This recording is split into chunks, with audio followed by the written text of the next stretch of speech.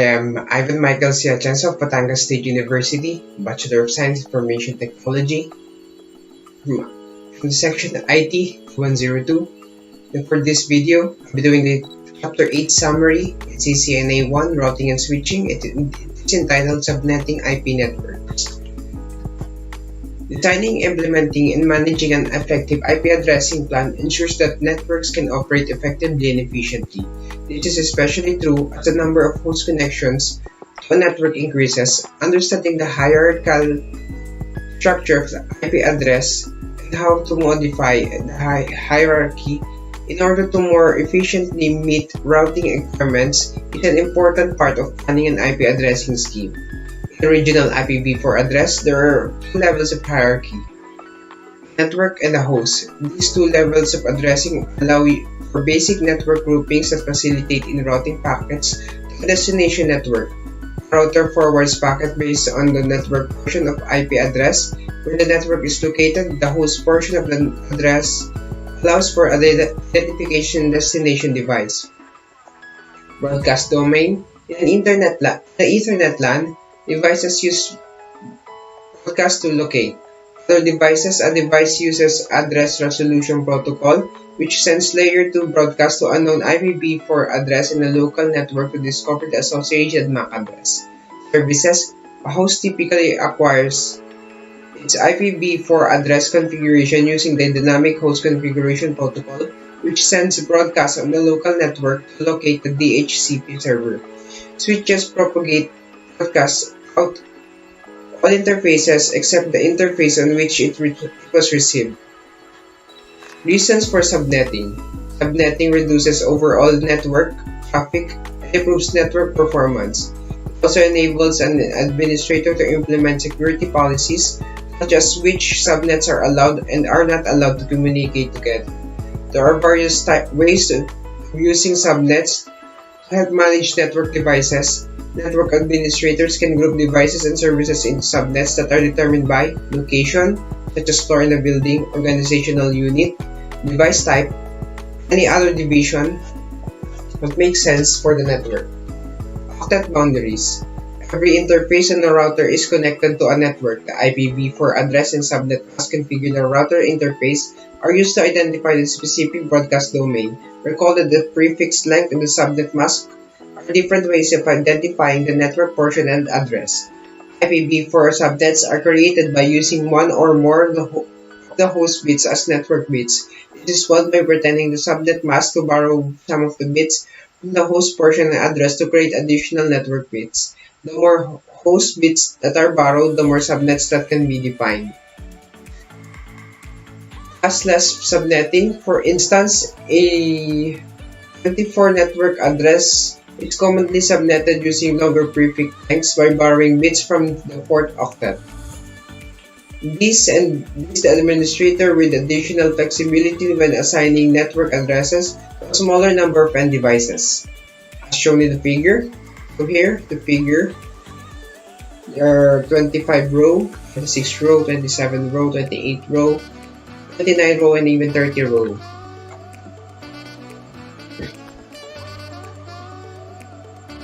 Calculating the hosts. To calculate the number of hosts each subnet can support, examine the third and fourth octet. After borrowing 7 bits for the octet, for the subnet, there is 1 host bit remaining in the third octet and 8 host bits remaining in the fourth octet, are a total of 9 bits that were not borrowed, creating 1000 subnets with an 8 network. Some organizations such as small service providers and large enterprises may need even more subnets. Take for example a small ISP that requires 1000 subnets for its clients. Each client will need plenty of space in the host portion to create their own subnets. The network address 10.0.0.0 default subnets mask of 255.0.0.0 or /8. This means there are 8 bits of the network portion and 24 hosts available to borrow for subnetting. Therefore, the small ISP will subnet the 10.0.0.0/8 network. As always, in order to create subnets, we must borrow bits from the host portion of the IP address of the existing internetwork. Starting from the left to the right, with the first available host bit, we will borrow a single bit at a time, until we reach the number of bits necessary to create 1000 subnets. Subnetting based on host requirements. There are two considerations when planning subnets: the number of host addresses required for each network, the number of individual subnets needed. The table in the figure displays the specifics of subnet is /24 network. Notice how there is an inverse relationship between the number of subnets and the number of hosts. The more bits borrowed to create subnets, the fewer host bits available. If more host addresses are needed, more host bits are required, resulting in fewer subnets. Subnetting based on network requirements. Sometimes a certain network of subnets is required, with less emphasis on the number of host addresses per subnet. This may be the case in an organization chooses to separate their network traffic based on internal structure or department setup. For example, an organization may choose to put all host devices used by employees in the engineering department in one network, and all host devices used by the management in a separate network. In this case, the number of subnets is most important in determining how many bits to borrow.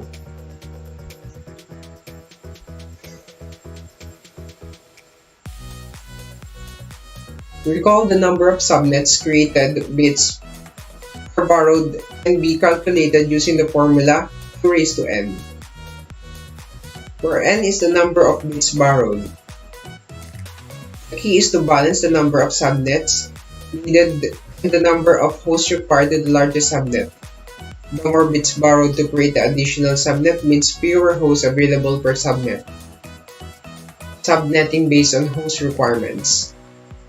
There are two considerations when planning subnets: the number of host addresses required for each network, the number of individual subnets needed. The table in the figure displays the specifics of subnetting a /24 network. Notice how there is an inverse relationship between the number of subnets and the number of hosts. The more bits borrowed to create subnets, the fewer host bits available. If more host addresses are needed, more host bits are required, resulting in fewer subnets. Subnetting based on network requirements. Sometimes a certain number of subnets is required, with less emphasis on the number of host addresses per subnet. This may be the case in an organization chooses to separate their network traffic based on the internal structure of the department setup. For example, an organization may choose to put all the host devices used by employees in the engineering department in one network, and all host devices used by management in a separate network. In this case, the number of subnets is the most important in determining how many bits to borrow. Recall the formula: subnets created when bits are borrowed can be calculated using the formula 2 raised to n, where n is the number of bits borrowed. The key is to balance the number of subnets needed and the number of hosts required for the largest subnet. More bits borrowed to create additional subnet means fewer hosts available per subnet. Variable length subnet mask. With VLSM, the subnet mask will vary depending on how many bits have been borrowed a particular subnet. That's a variable part of the VLSM. VLSM subnetting is similar to traditional subnetting in that bits are borrowed to create subnets. The difference of subnetting is not a single pass activity. With VLSM, the network is first subnetted. Network address planning. Planning networks subnets requires examination of both needs for organization's network and usage. Address plan includes determining the need of each subnet in terms of size, how many hosts per subnet, how host addresses will be assigned, which host will require static IPv4 addresses, and which host can be used in DHCP obtaining their addressing information.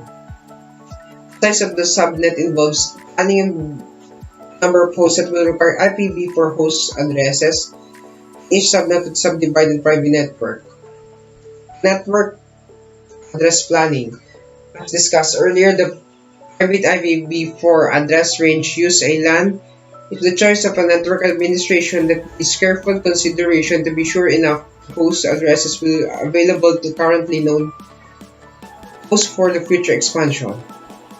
Remember, the private IPv4 address ranges are, so these are the range for the IPv4 ranges addresses. Knowing your IPv4 requirements will determine the range of ranges or the ranges of host addresses you implement. Planning to address the network. Three primary considerations for planning address allocation are: planning the duplication of addresses refers to the fact that each host in an inter-network must be a unique address, providing controlling access to the fact that some hosts such as servers provide sources to internal hosts as well as external hosts. Monitoring security and performance. Host means network traffic is examined for source IP addresses and generating and receiving excessive packets. Planning the address the network, assigning addresses to device and user clients. Most networks allocate addresses dynamically the dynamic host configuration protocol. Servers and the peripherals. This should be the predictable static IP address used to consistent numbering system of device. Servers are accessible from the internet. In many network, servers must be made available to remote users. IPv6 global unicast address. IPv6 subnetting requires a different approach than IPv4 subnetting. The same reason for subnetting IPv4 address space in order to manage network traffic, also to operate IPv6. Subnetting using subnet ID. The 16-bit subnet ID section of the IPv6 global unicast address can be used by an organization to create internal subnets. The subnet ID provides more enough subnets for the host support that will never be needed in one subnet. So that's all for my summary, and thanks for watching.